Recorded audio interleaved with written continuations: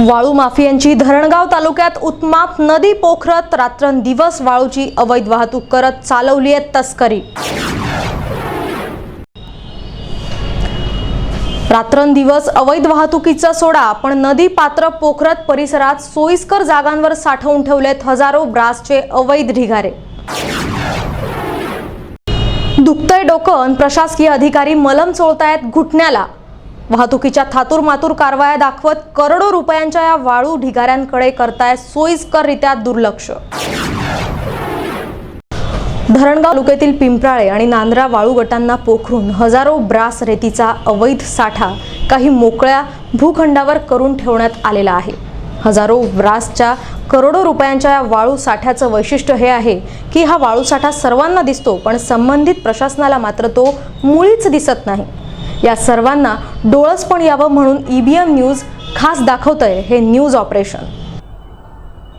हजारो ब्रास वाळूचे ढिगारे, करोडो रुपये किमतीचे हे अवैध ढिगारे नदी पात्रात भगदाड पाडत नदीची चाळणी करत मिळालेल्या ठेक्यांपेक्षा कित्येक पटीत रात्रंदिवस वाहतूक करून लावलेल्या विल्हेवाटीनंतर साठवून ठेवलेले हे अवैध वाळू ढिगारे।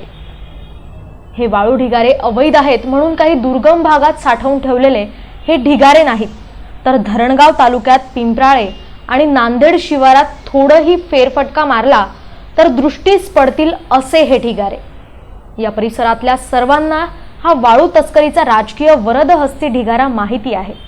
हा माहिती नाही तो फक्त येथील प्रशासनाला, तलाठ्यापासून तर तहसीलदार, प्रांत, पोलीस प्रशासन कुणाला याची भनक सुद्धा नाही। त्यांनी चष्माच असा लावलाय की त्यांना या परिसरातील वाळू साठा दिसतच नाही।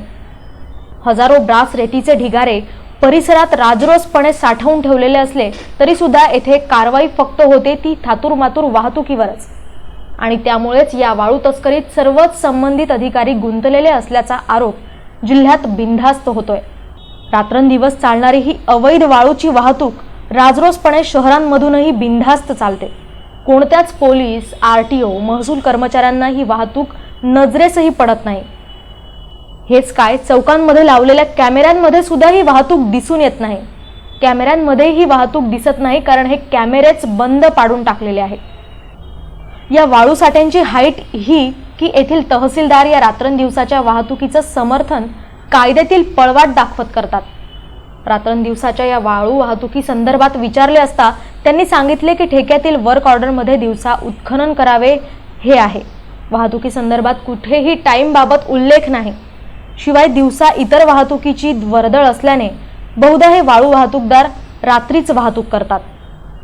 बघितलं की या नियमानुसार सकाळी 6 वाजेपासून तर संध्याकाळच्या 6 वाजेपर्यंतच फक्त वाळू वाहतुकीचे नियम आहेत, पण प्रत्यक्षात रात्रभर अहोरात्र म्हणजे 24 तास सुद्धा वाळू वाहतूक आधी सुरू आहे आणि सुरुवातीपासून सुरू आहे आणि हे उघड आहे। याबद्दल तुमचं मत काय?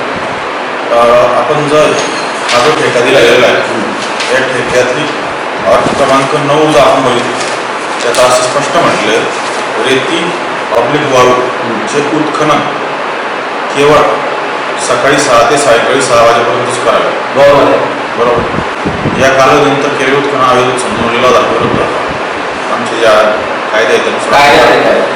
मग आता याच्यात जे म्हटलं आहे ते उत्खनन म्हटलेलं आहे किंवा त्याच्यात वाहतूक हा कुठे उल्लेख नाही असा जो कायदेशीर मुद्दा आहे। जेव्हा आम्ही कारवाईला जातो तेव्हा संबंधितांना उपस्थित केला अडचण अशी फक्त उत्खननाच्या बाबतीत आहे, पण वाहतुकीच्या बाबतीत याच्यात तो नियम त्याच्यात त्यांनी ऍड केला नाही। वाहतुकीच्या बाबतीत त्याच्यात काही अटी शर्ती नाही म्हटलेली, अति शर्ती नाही आहे। आणि मला असं वाटतं म्हणजे माझं वैयक्तिक मत आहे, कदाचित दिवसा जास्त ट्रॅफिक असते, दिवसा टू व्हीलर्स जास्त वापरतात किंवा जे पादचारी आहेत त्यांचा जास्त वावर असतो, त्यामुळे दिवसा त्यांनी हा विचार करून दिवसा उत्खनन वाहतूक करत असावे असं माझं प्रथम दर्शन। आमच्या धरणगाव तहसीलदार काय म्हणाले त्याबाबत, काय अर्थ घ्यावा या त्यांच्या म्हणण्याचा? अर्थात वाळू वाहतुकीचे नियम कायदे माहिती असणारे या तहसीलदाराला घरी पाठवा म्हणतील तर ते कमीच राहील हे निश्चितच। एकंदरीतच या परिसरात वाळू माफियांचा, वाळू तस्करीचा, वाळू ढिगारे साठवणुकीचा आणि या साठवलेली वाळू वाहतुकीनंतर मनमानी चढ्या भावात विक्रीसाठी असलेल्या दलालांचा अगदी हैदोस दबदबा आहे. त्यांचे हे ढिगारे राजरोसपणे रोज वाढत आहेत. या वाळू साठ्यांवर धाडी मारत पंचनामे करून या वाळू साठ्यांना सरकार जमा करून वाळू माफियांना गजाआड करण्याची धमक जिल्हाधिकारी किशोरराजे निंबाळकर जरूर करू शकतात. सरकारी खजिन्यात करोडो रुपयांचा महसूल जमा करण्याची ही नामी संधी साहेब घेतात की सोडून देतात हे काळच ठरवेल.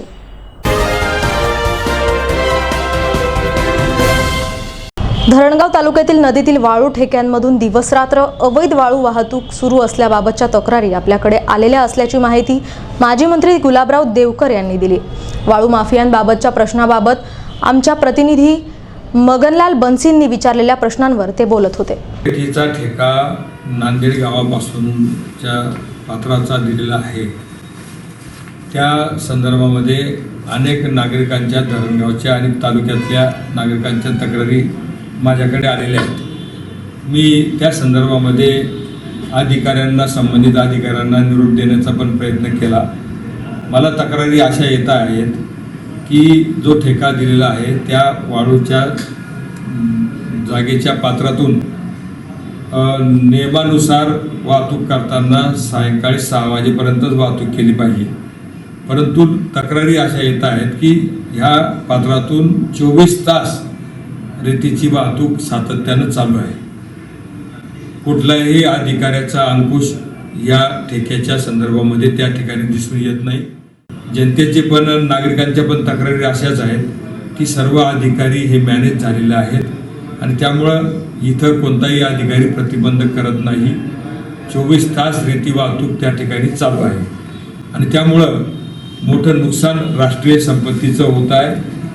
लोकांना पण रात्री वाहतुकीच्यासाठी ज्या गाड्या जातात तिथून त्याचा त्रास होतो आहे आणि शासनाचं कोट्यावधी रुपयाचं नुकसान आतापर्यंत झालेलं आहे. मला अशा पण तक्रार.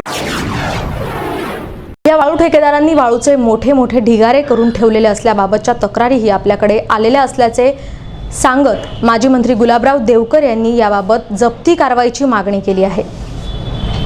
अशा पण तक्रारी आल्या की ह्या ठेकेदाराने जवळपास 4-5 ठिकाणी मोठे मोठे रेतीचे ढीग, करोडो रुपयांची रेती त्या ठिकाणी जमा करून ठेवलेली आहे. त्या संदर्भामधली पण चौकशी झाली पाहिजे. त्याचे ताबडतोबीनं लिलाव झाले पाहिजे, पंचनामे झाले पाहिजेत आणि त्या संदर्भातली कारवाई कलेक्टर साहेबांनी आणि खालच्या अधिकाऱ्यांनी केली पाहिजे. अशा पद्धतीचा मी आजच जिल्हाधिकारी साहेबांची फोनवरून बोललेलो आहे. त्यांना मी या संदर्भातल्या सूचना दिल्या की आपण जे काही अवैध तिथं चालू आहे वाहतूक, त्या संदर्भामध्ये ताबडतोबीनं कारवाई करा. 24 तास रेती चालू आहे.